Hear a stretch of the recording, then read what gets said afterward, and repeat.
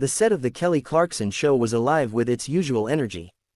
Bright lights gleamed against the cheerful pastel backdrop, the band played upbeat cues, and the studio audience clapped and cheered as Kelly Clarkson bounced onto the stage with her trademark warmth. Her guest for the day was none other than Trisha Yearwood, one of country music's most beloved and respected figures, known not just for her decades of hit songs but also her cookbooks, television appearances, and philanthropic work. From the moment Kelly announced her, the crowd roared in appreciation, clearly excited to see two powerhouse women of music sharing the same stage. Trisha entered gracefully, smiling at the audience and waving, but her demeanor carried a certain reserve. She hugged Kelly warmly, but those watching closely could tell there was something guarded about her smile, something heavy behind her eyes. It wasn't obvious enough to alarm the crowd, but Kelly, sharp and intuitive, picked up on it almost instantly. Still, she pressed forward, determined to keep the conversation upbeat. The first portion of the interview flowed smoothly. They discussed Trisha's new cookbook, filled with Southern-inspired recipes that carried both her family's traditions and her own unique touch. She spoke about her latest charity initiatives, including fundraising efforts for disaster relief, and about how she had balanced music with her love of cooking and television. The audience responded warmly, clapping at her anecdotes and laughing at her jokes about being just a girl from Georgia who loves butter. For a while, everything seemed light, almost idyllic. But then Kelly steered the conversation toward the state of country music today, a topic that seemed harmless enough but carried hidden thorns. "Trisha," Kelly said brightly, "you've been such a trailblazer in this industry. You've influenced so many artists, myself included. I wonder, how do you feel about the way country music has evolved? Especially now, when younger artists are pushing boundaries and redefining what the genre sounds like." The question was sincere, but it seemed to touch a nerve. Trisha's smile faltered, and she leaned back slightly in her chair. After a pause, she replied, her tone measured but firm. "I think it's wonderful to see young people stepping into the spotlight," she began. "But sometimes I think they're forgetting the roots of what country music is really about. It's not just about adding pop beats and calling it country because there's a fiddle or banjo in the mix. It's deeper than that. It's storytelling, it's tradition." Her answer earned polite applause from the audience, but the energy shifted. Kelly, always careful to keep discussions respectful, nodded. "That's fair," she agreed, then added gently, "but don't you think country has always been evolving? I mean, even you shook things up back in the 90s.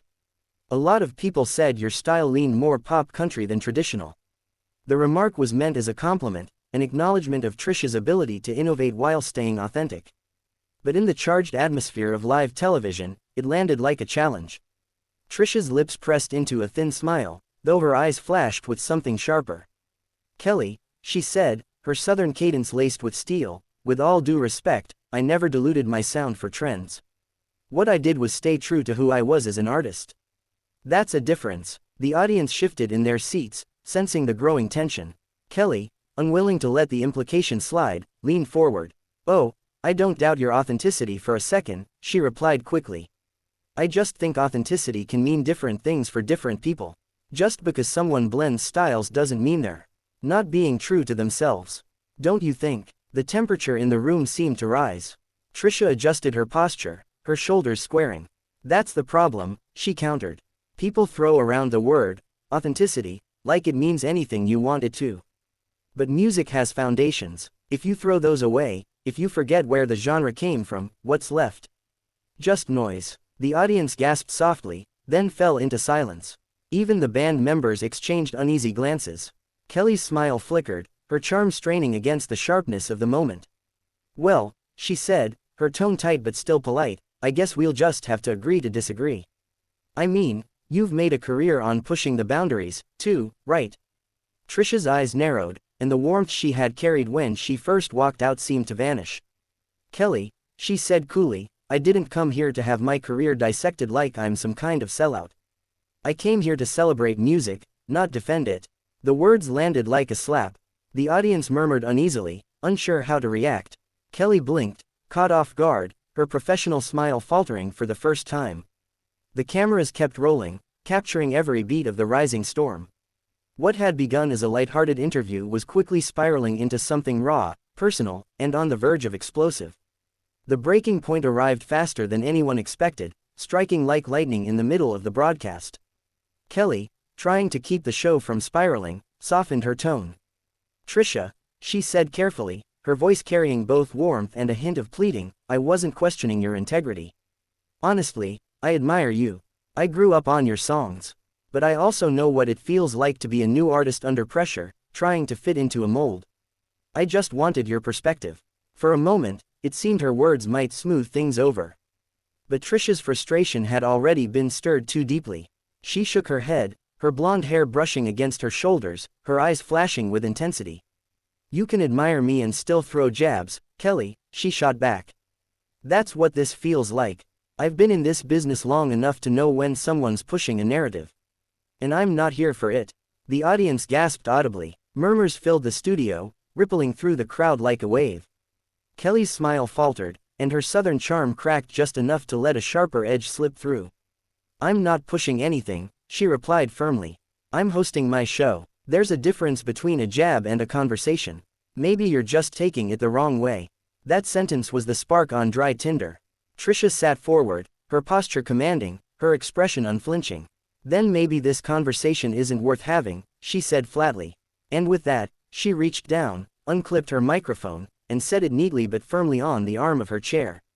The studio went dead silent except for the faint hum of the lights overhead. The sound of her heels clicking against the polished stage floor as she stood echoed through the room, sharp and deliberate. Gasps broke out across the audience as she strode across the stage without glancing back. The producers behind the cameras froze, unsure whether to cut to commercial or keep rolling. Kelly herself sat stunned for a moment before rising to her feet, her instinct pulling her forward. Trisha, wait, Kelly called, her voice carrying a mix of disbelief and urgency. We can talk this out. But Trisha didn't stop. She didn't even look over her shoulder. Her figure disappeared behind the heavy velvet curtain, leaving Kelly alone under the glare of the stage lights and the weight of hundreds of pairs of eyes watching. The silence that followed was deafening. For a long second, no one moved. The audience sat frozen, caught between disbelief and awe at what they had just witnessed. Then whispers started to build, growing into low chatter, some gasping in shock, others laughing nervously. A few clapped awkwardly, unsure how else to react to the live TV chaos. Kelly, ever the professional, forced a smile back onto her face, though the tension around her eyes betrayed the sting she felt. Well, she said with a half laugh, her voice just steady enough, that's live TV for you, folks. Sometimes it doesn't go as planned. The audience gave her a round of uneasy applause, sensing she was trying to hold the show together. Backstage, Trisha was escorted quickly to her dressing room. Camera operators caught glimpses of her walking briskly, her jaw tight, her hands clenched. A producer tried gently to intervene. Trisha, maybe we can. She cut them off with a raised hand, her voice firm but low. Not now, I need space. Once inside her dressing room, she shut the door, leaving the crew outside to deal with the fallout. I didn't sign up to be ambushed, she muttered under her breath, pacing the room, her emotions running high. Meanwhile, inside the studio, Kelly pushed on, pivoting to the next segment with the resilience of a seasoned performer. She joked with the audience, thanked them for being understanding, and eventually moved the show along. But the damage had been done. Everyone knew this episode would not be remembered for its scheduled performances or cheerful banter. It would be remembered for the clash, the walk-off, and the unmasking of raw emotions in front of millions. Within minutes, social media exploded. Clips of the exchange flooded Twitter, Instagram, and TikTok, spreading like wildfire. Hashtags like hashtag Trisha Yearwood walks off, hashtag Kelly vs Trisha, and hashtag country music clash began trending across platforms. Fans fiercely debated the incident. Some sided with Trisha, praising her for standing up for traditional country roots and refusing to let herself be talked down to. Others defended Kelly, applauding her professionalism and arguing that she had done nothing but ask fair, respectful questions. Comment threads turned into battlegrounds. Trisha was right, authenticity matters. One fan posted, another fired back. Kelly handled that with grace. Trisha overreacted, period. The debate spilled beyond fans into the music industry itself, with artists, critics, and commentators weighing in on the clash. By the end of the day, entertainment news outlets had seized on the drama. Headlines blared.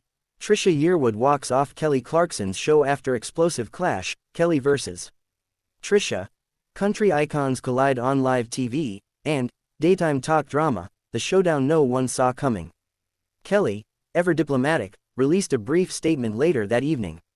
"I have nothing but respect for Trisha Yearwood," she wrote. "Live TV can get heated, but she is and always will be an icon to me. I hope we can laugh about this one day." Trisha, however, remained silent. Her absence from social media only fueled speculation. Was she embarrassed, angry, planning a follow-up statement? No one knew, and the silence spoke louder than words. One thing was clear: this wasn't just a talk show squabble. It was a cultural flashpoint, a clash between tradition and evolution, between two strong women who had built careers on their own terms. The walk-off instantly joined the ranks of unforgettable live TV moments, ensuring that fans and critics alike would be talking about Trisha Yearwood and Kelly Clarkson's heated clash for years to come.